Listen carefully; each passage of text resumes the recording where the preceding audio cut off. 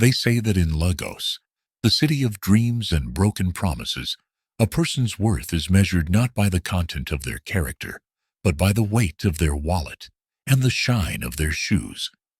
On a humid Tuesday morning, as the sun struggled to pierce through the thick smog that hung over Victoria Island like a veil of judgment, a young woman named Amara stood before the gleaming glass doors of First Unity Bank, clutching a worn brown envelope against her chest as though it contained all the treasures of ancient kingdoms.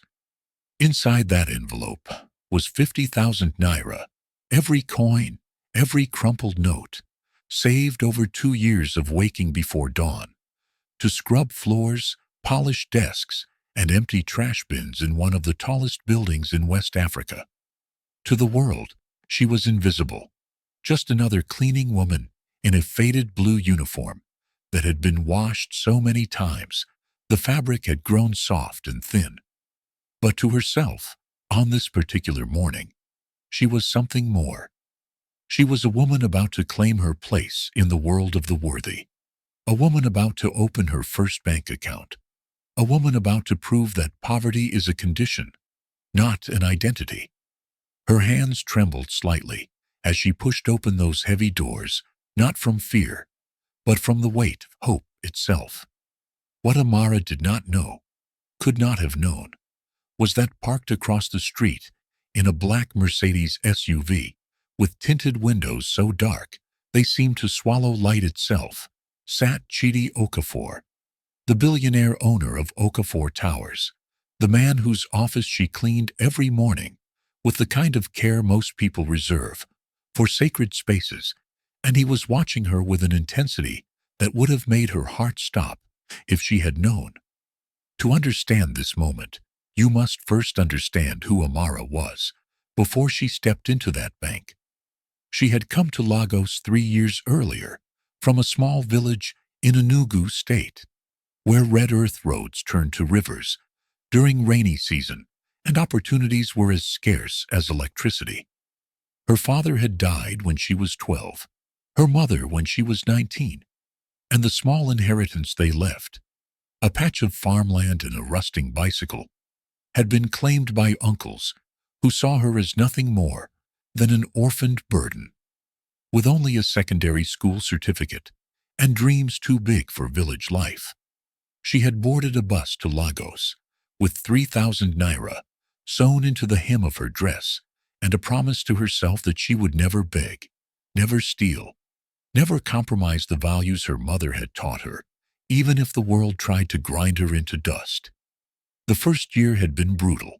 She had slept in a corner of a friend's room, shared meals of gari and ground nuts, worked 3 different cleaning jobs just to afford rent in a tiny cement room in Ajagunle, where the walls sweated in the heat and the sounds of the city never stopped, not even at midnight.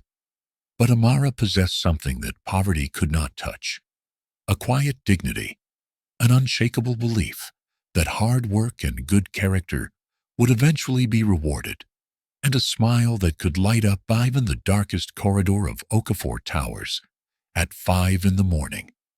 The other cleaners loved her.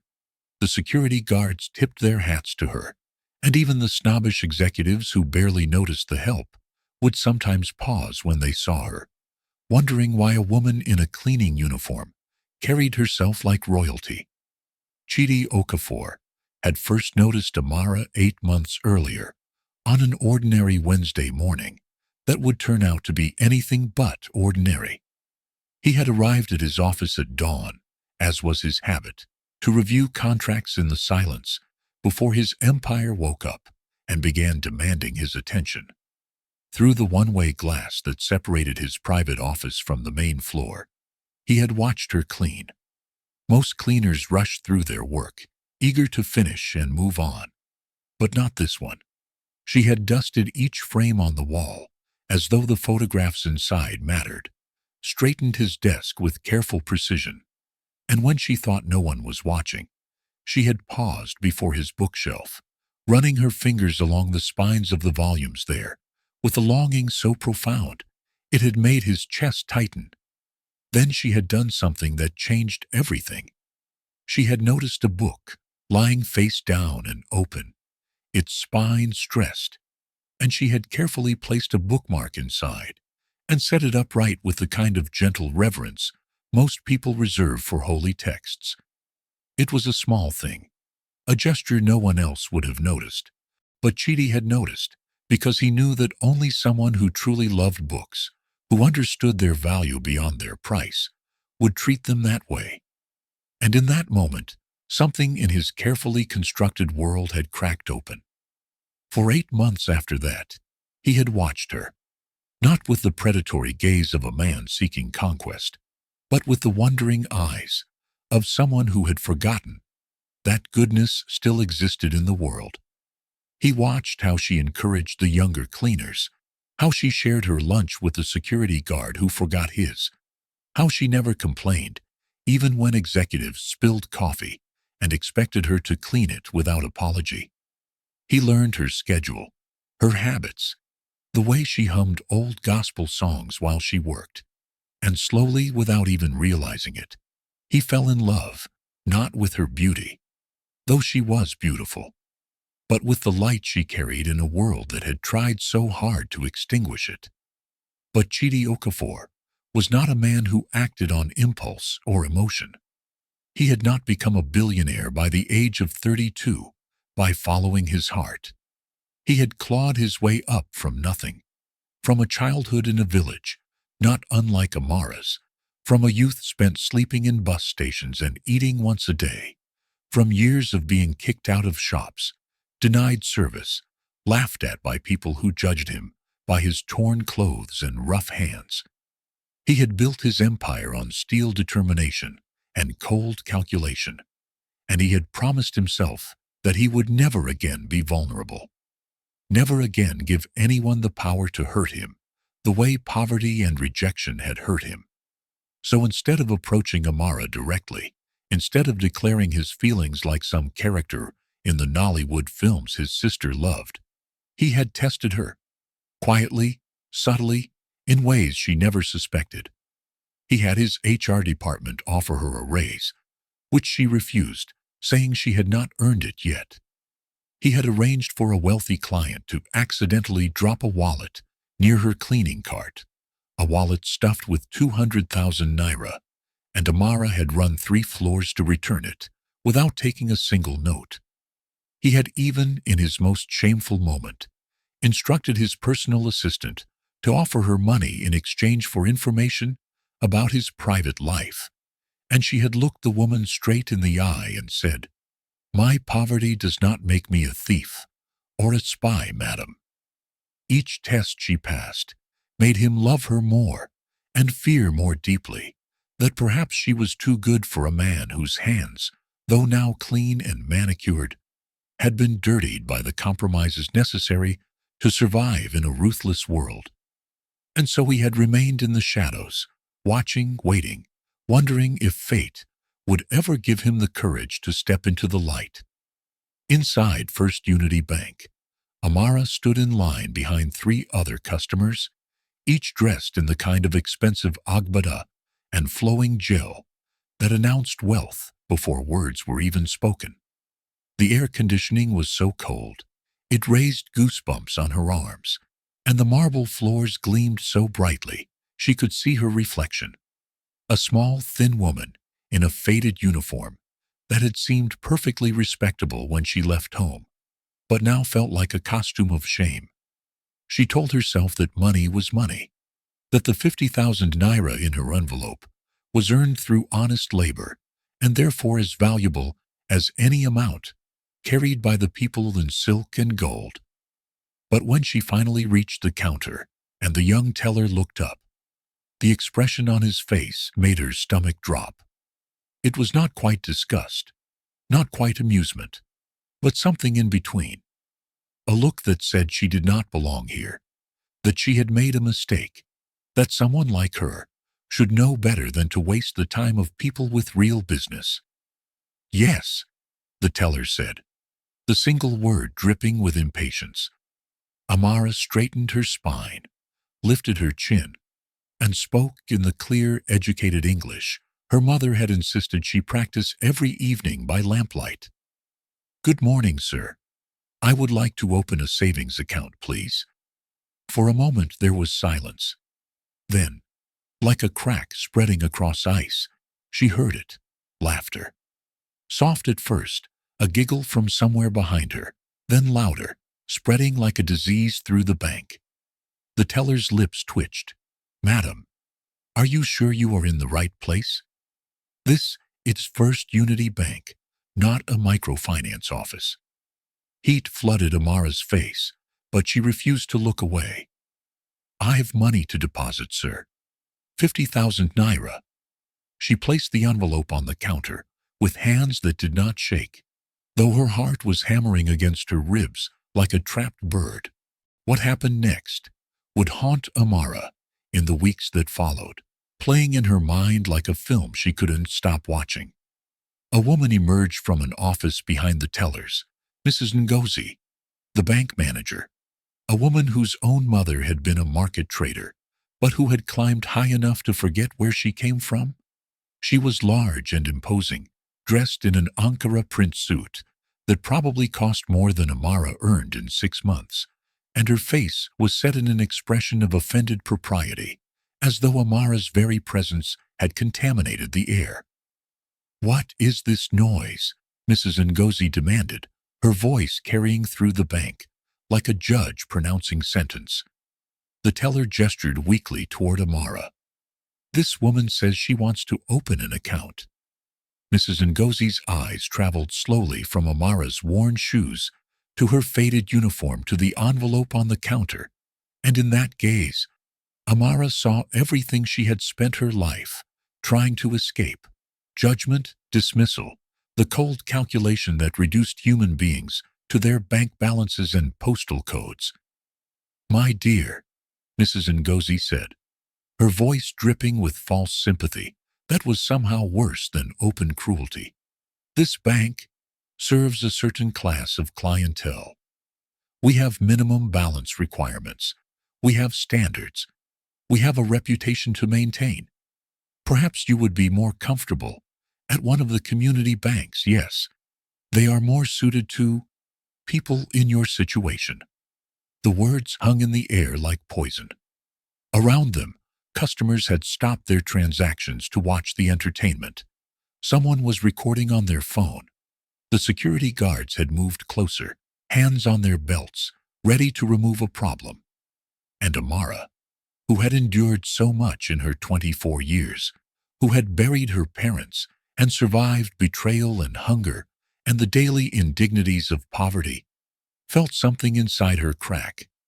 But instead of breaking, instead of crying or running or accepting the role of victim they were all so eager to assign her, she did something that surprised even herself. "Money has no face," Amara said quietly, but in the sudden silence of the bank, her voice carried like a bell. "The 50,000 naira in this envelope was earned by waking at 4 every morning, by scrubbing floors while others slept, by denying myself new clothes and entertainment and everything except what I needed to survive. It is clean money, honest money, and it is just as valuable as the millions that pass through this bank every day. You judge me by my uniform, but cloth does not make character, and poverty does not equal unworthiness." She looked directly at Mrs. Ngozi, and though tears burned behind her eyes, she didn't let them fall. "I came here believing that if I worked hard enough, saved long enough, I could earn the right to be treated with basic human dignity. I see now that I was wrong. Not about my own worth, but about yours." The silence that followed was absolute. Mrs. Ngozi's face had gone from brown to nearly purple, rage and embarrassment warring for control of her features. "Security!" she shouted, her voice shaking. "Remove this woman immediately. We do not tolerate disrespect in this establishment." As 2 guards moved toward her, Amara carefully picked up her envelope, tucked it back into her bag, and walked toward the exit with her head high, her spine straight, her dignity intact, even as laughter and whispers followed her like shadows. She did not see the way one young teller watched her go, with shame in her eyes. She did not see the elderly woman in expensive lace who shook her head at Mrs. Ngozi with disgust. And she absolutely did not see the man in the black SUV across the street, his hands gripped so tightly on the steering wheel that his knuckles had gone white, his jaw clenched so hard it ached, his heart breaking and raging in equal measure as he watched the woman he loved be humiliated for the crime of being poor. Chidi sat in that vehicle for nearly an hour after Amara disappeared down the street, fighting an internal war between the cold businessman who had survived by never showing weakness and the man whose own mother had once been denied entry to a hospital because she could not prove she could pay, who had died in his arms on the street outside while doctors watched from windows above. He remembered every slight, every dismissal, every time someone had looked at him the way Mrs. Ngozi had looked at Amara, as though his poverty was a moral failing rather than a circumstance, as though being born with nothing meant he deserved nothing. He had sworn that when he gained power, he would use it to ensure others never felt that way. Yet here he was, powerful beyond measure, and he had hidden in his vehicle like a coward, while the woman he loved was crucified for daring to dream. His driver, Tunda, his childhood friend, who had been with him since the days when neither of them could afford shoes, finally spoke from the front seat. "Boss, I know that look. What are you planning?" Chidi's voice, when he answered, was cold enough to frost glass. "Find out everything about that bank manager. Her full name, her home address, her financial history, every skeleton in every closet. And call our legal team. I want to know exactly how much of our company's money is deposited in First Unity Bank." Tunde smiled, a fierce expression that spoke of loyalty and coming justice. "Boss, we have almost 500 million naira with them." "Had," Chidi corrected. "We had 500 million with them." "And call Jonathan at the central bank. I believe it is time for a random audit of First Unity's practices." But even as he gave these orders, even as the businessman in him calculated and strategized, the man in him ached with a pain that had nothing to do with money or revenge. Because the truth he had not admitted to himself until this moment was that he had been testing Amara, not just to see if she was worthy of him, but to see if he was worthy of her. And watching her walk out of that bank with her dignity intact, while he hid in the shadows, he had his answer. He was not yet. The next morning, when Amara arrived at Okafor Towers at her usual time of 5 o'clock, she moved through her routine with mechanical precision, but the light that usually animated her had dimmed. She cleaned the executive floor in silence, no humming, no gentle smile for the early arriving security guard who always greeted her. When she reached Chidi's office, the last on her route, the one she always saved for last and gave special care, she paused at the door. Through the frosted glass, she could see him already there, hunched over his desk, and for the first time she wondered about him. What kind of man arrived before dawn to work in an empty building? What drove someone who already had everything to pursue more? Did he ever feel lonely in that enormous office, with its view of the city that spread below like a kingdom? She shook off these thoughts. It was not her place to wonder about the private lives of executives, and knocked softly before entering. But today was different. Today, when she entered, Chidi looked up, and for a long moment, their eyes met. Amara felt something pass between them, some recognition she could not name, and then he did something that shattered every assumption she had ever made about the wealthy and powerful. He stood up, walked around his desk, and before she could protest, or step back. He bent down and picked up a piece of paper that had fallen near her cleaning cart. "You dropped this," he said, his voice deeper and warmer than she had imagined from the few times she had heard him bark orders to his staff. But Amara knew she had dropped nothing, and when he pressed the folded paper into her hand, his fingers lingered for just a moment, warm and somehow gentle. "Thank you, sir," she managed to say, confused, and quickly finished her work and left. It was only later, in the bathroom during her break, that she unfolded the paper and read the words written there, in strong, decisive handwriting. "The morning always comes for those who wait in darkness. Do not let yesterday's cruelty steal tomorrow's light. You are seen." There was no signature, but Amara held that paper to her chest and wept, not from sadness, but from the strange, overwhelming feeling that in a world that had tried so hard to make her invisible, someone had finally looked nice enough to truly see her. In the days that followed, things began to happen that Amara did not understand, but that sent ripples through Okafor Towers like a stone dropped in still water. First, the CEO's personal assistant, an intimidating woman named Kioma, who never smiled, stopped by the cleaning staff break room with an announcement. "Mr. Okafor will be conducting a company-wide review of all service providers and business partners.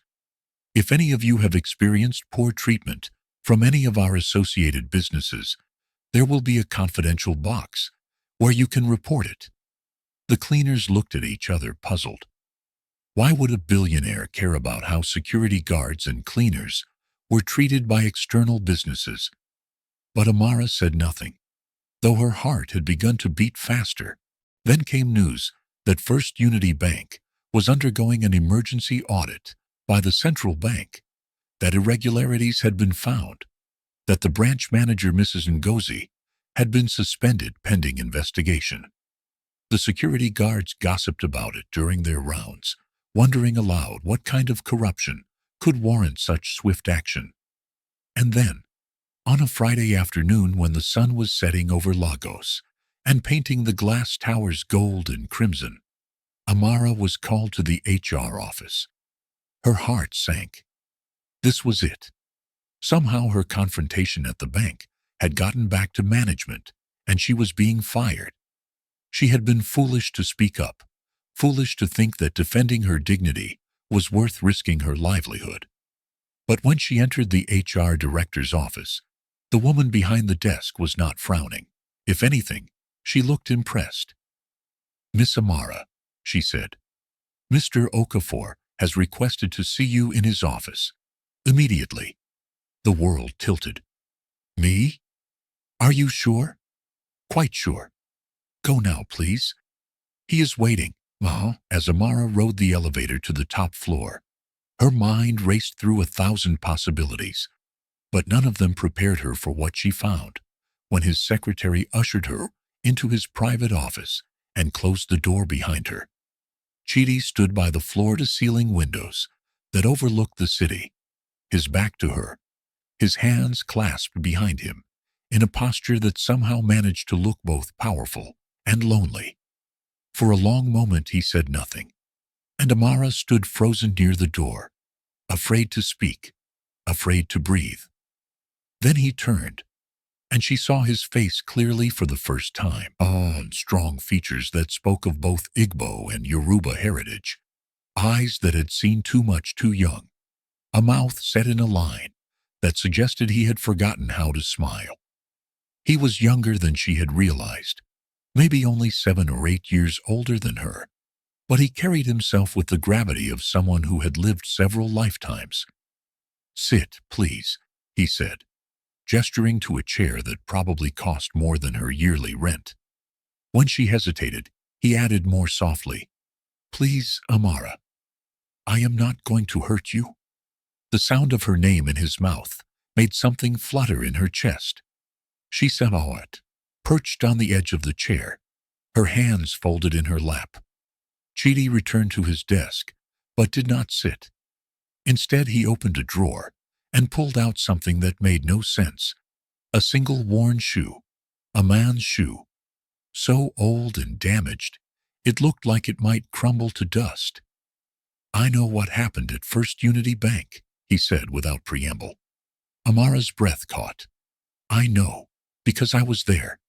I saw everything." Shame flooded through her, hot and terrible. He had witnessed her humiliation. "Sir, I can explain." "No," he interrupted, his voice firm but not unkind. "It is I who must explain. 20 years ago, when I was 12 years old, I walked into a shop in Surulere to buy my mother medicine. I had saved for 3 months, had the exact amount needed, but the shopkeeper took one look at my torn shirt and bare feet and threw me out. He said I was going to steal, that people like me were the reason Lagos was not safe, that I should go back to whatever village I came from. My mother died 2 days later because I could not get her that medicine in time." He held up the worn shoe. "This was mine. I kept it to remind myself of who I was, where I came from, and why I built this empire. Not for wealth. Wealth is just a number. I built it so that no one would ever have the power to dismiss me again." Tears were streaming down Amara's face now, but Chidi continued, his voice rough with emotion. "For 8 months, I have watched you. I know how that sounds, and I apologize if it frightens you. But I must be honest. I watched how you treated the smallest tasks as though they mattered. I watched how you helped others, even when you had nothing yourself. I watched how you carried yourself with dignity, even when the world tried to strip it from you. And I watched you at that bank, standing tall, while they tried to break you. And I realized something. I have spent 20 years building walls around myself, becoming hard and cold, and calculating because I believed that was how you survived. But you survived by remaining soft, by refusing to let cruelty make you cruel. You are everything I have forgotten how to be." He finally sat down, and for the first time, Amara saw not a billionaire, not a CEO, but just a man, tired and lonely and desperately reaching for something he thought he had lost forever. "I had Mrs. Ngosti investigated," he continued. "She has been embezzling from customers, denying accounts to people she deemed unworthy, and pocketing their deposits. She is being prosecuted. The bank will compensate you, and I will ensure they change their practices. But that is not why I asked you here." He paused, searching her face. "I need someone close to me who still remembers what matters. Someone who will tell me when I am wrong, who will remind me that power without compassion is just tyranny wearing expensive clothes. I want to offer you a position. As my personal assistant, you will attend university part-time. I will pay for it, and you will work directly with me. Not because I pity you. Never that. But because in all my years of business, I have never met anyone with more integrity, more strength, or more grace under fire than you showed in that bank." Amara opened her mouth, closed it, opened it again. "Sir, I am just a cleaner. I have no experience, no—" "You are not just anything," Chidi said fiercely. "And I am asking not as your employer, but as a man who has been alone for so long, he forgot what it felt like to hope." His voice dropped to barely a whisper. "Amara, you make me want to be better. You make me want to remember the boy who loved books and dreamed of changing the world before he became the man who only counted profits and feared showing weakness. I am not asking you to love me. I have no right to ask that. But I am asking for the chance to prove that maybe, just maybe, there is still something in me worth loving." 6 months later, if you had walked into the lobby of Okafor Towers, you would have seen something unusual displayed in a glass case near the elevators. An old cleaning cart, polished and preserved, with a brass plaque that read, "Where you start does not decide where you finish." And if you rode the elevator to the top floor, you would have found Amara in the boardroom, leading a presentation on the company's new ethics initiative, her voice confident and clear, her presence commanding respect, not through arrogance, but through quiet authority. Chidi watched from the back of the room, and though his face remained composed, anyone who knew him well would have seen the pride and wonder in his eyes. After the meeting, they walked together through the city streets, no longer boss and assistant, but two people who had found in each other what the world said should not exist: a love built not on convenience or transaction, but on mutual respect and the recognition of kindred spirits who had both known darkness and chosen light. They stopped at a street vendor selling roasted corn, and Chidi bought 2 ears, peeling one for Amara, with the same care she had once shown his books. "Do you ever regret it?" he asked. "Taking a chance on me?" Amara smiled, that same radiant smile that had first caught his attention in a pre-dawn corridor. "Every day," she said, and when his face fell, she laughed and took his hand. "I regret that I wasted 8 months not knowing you were there. I regret all the time we lost to fear and hiding, and the lies we tell ourselves about who deserves love. But I do not regret this, never this." As the sun set over Lagos, painting the sky in shades of amber and rose, the narrator's voice, that ancient knowing voice that had witnessed 1,000 stories and would witness 1,000 more, spoke one final truth.